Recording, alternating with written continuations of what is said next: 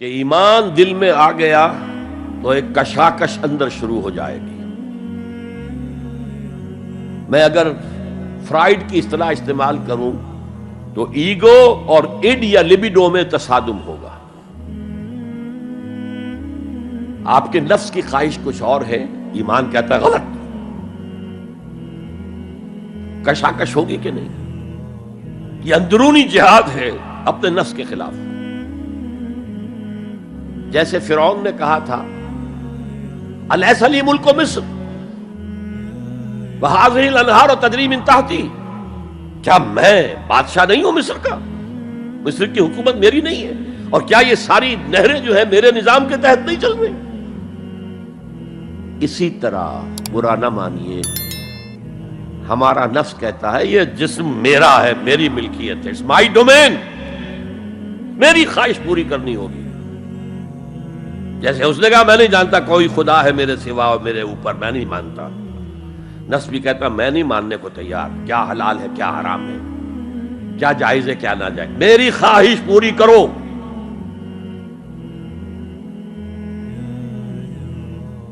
اس کے خلاف جہاد،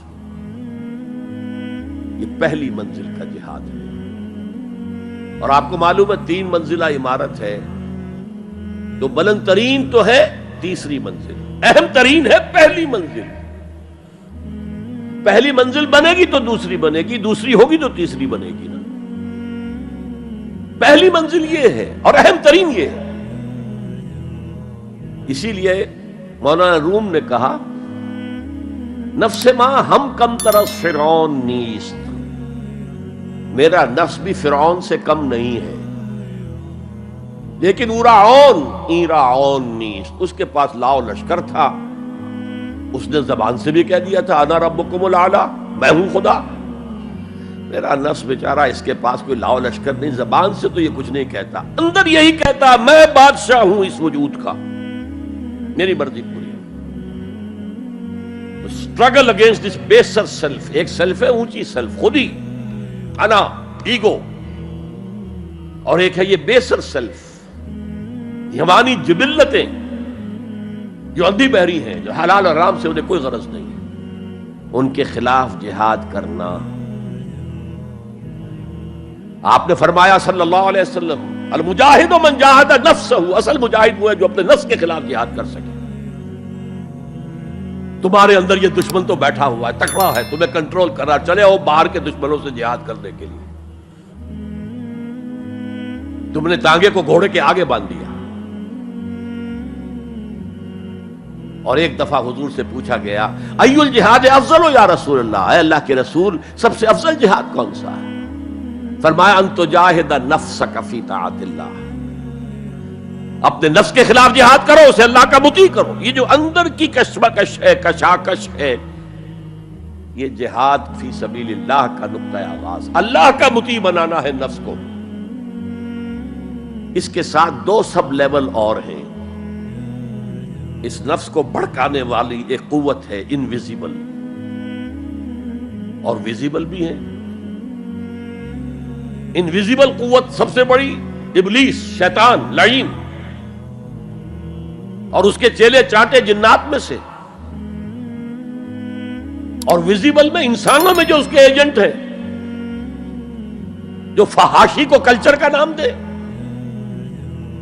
یہ اس ابلیس کے چیلے ہیں. ان کے خلاف جہاد نہیں کریں گے آپ. اگر آپ ان کے خلاف ایگریسو ایٹیٹیوڈ اختیار نہیں کریں گے تو آپ ان کے دباؤ میں آ جائیں گے. ان الشیطان لکم عدوا فاتخذوہ عدوا، اے لوگوں یہ شیطان تمہارا دشمن ہے، اس کو اپنا دشمن سمجھو. وہ تمہیں سبز باغ دکھاتا ہے، بدی کو مزین کر کے دکھاتا ہے، اچھے اچھے نام اس کے رکھ دیتا ہے، اور تمہیں آمادہ کرتا ہے بدی کے ارتکاب پر. نہیں، وہ تمہارا دشمن ہے. افتتخذونہ وذریتہ اولیاء من دونی، تم مجھے چھوڑ کر اسے اور اس کے چیلے چانٹوں کو تم اپنا دوست بناتے ہو. نہیں، شیطان کے خلاف جنگ کرو. اور تیسرا اس پر سب لیول کیا ہے؟